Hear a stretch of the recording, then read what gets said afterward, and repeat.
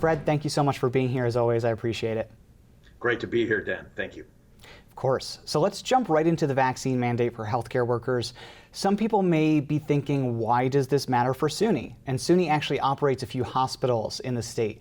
So I want to start there. Tell me how this is going in terms of the vaccine mandate at those facilities for those healthcare workers. How does it look? Are you going to see a large, gap of workers at those hospitals? You know, what I can tell you thus far is I think the situation is not as bad as it was feared. The majority of the people who work at SUNY's hospitals at Stony Brook, downstate in Brooklyn, upstate in Syracuse, the majority of those workers are UUP members. And we're talking about a lot of obviously the physicians, the nurse practitioners, the therapists, respiratory therapists, crucial during COVID. It is, first of all, our members are vaccinated at over 90% at the three hospitals. And so since they form the majority of the employees at the hospitals, I think the hospitals are going to be okay. Having said that, there are long-term staffing issues at the SUNY hospitals going back 10 years because of underfunding in the Cuomo administration. That's what we're seeing. Those terrible circumstances are coming home to roost in the middle of a pandemic. But I think the reality for our members at the hospitals, they did a really good job about getting themselves vaccinated and committing themselves to the health and well-being of the community and the patients they serve. So our members are doing a good job with that. But there are several hundred who are still not vaccinated who will face disciplinary charges, but we've done everything to ensure their rights are protected.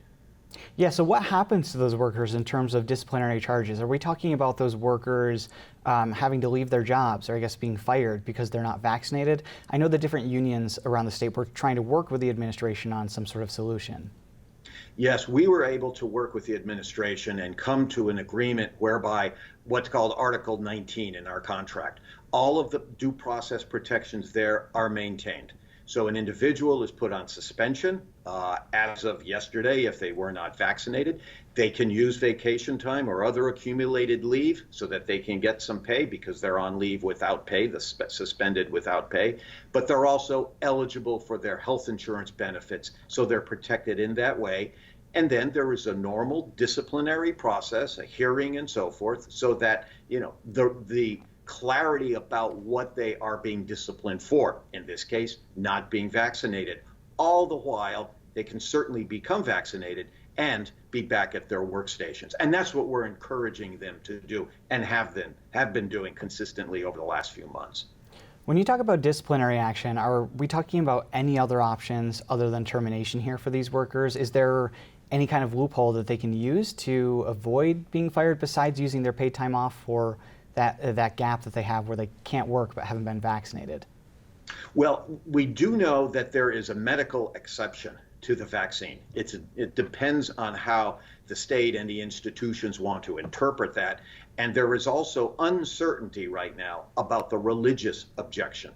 That pretty much rests on what the federal court decision coming out of Utica will be over the next couple weeks. But those are two categories where potentially individuals could avoid getting vaccinated while also avoid eventually being terminated. The fact of the matter is, in these circumstances, given it was a Department of Health order, individuals may well be terminated if they are not vaccinated and they don't meet those two possible exemptions.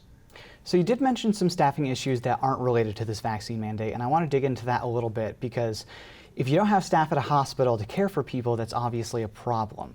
Talk to me about how this has happened. Has it just been a case of underfunding by the state? Is it enrollment in terms of the students that learn at these hospitals? Why are these facilities so understaffed? Well, the circumstance really develops, the problem develops about 10 years ago when the Cuomo administration began to aggressively try to reduce the state funding to state hospitals that are ultimately the responsibility of the governor. And he aggressively tried to remove what was then called a subsidy. I prefer to call it mission funding. This funding is used to treat patients while also educating future healthcare professionals, because these are teaching hospitals. Eventually, 2 years ago, the governor was successful in zeroing out what at one point was a $120 million worth of state funding for the hospitals. What that has translated to is staffing shortages across the board at all three hospitals. And yet, apparently, Governor Cuomo thought that downstate was so important, he made it a COVID-only hospital during the height of the pandemic in New York City. Unfortunately, the funding was not there to support downstate or the other hospitals. Let's remember, the pandemic continues. These hospitals take all patients, treat all patients, and are remarkably successful in doing so. But they are short-staffed. They can't compete with the private hospitals.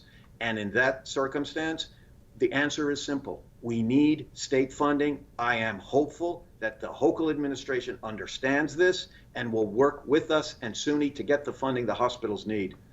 All right, we'll see how it shakes out in the state budget next year. But for now, thank you so much, Fred. Fred Kowal from United University Professions, thank you so much for being here. Thanks very much, Dan.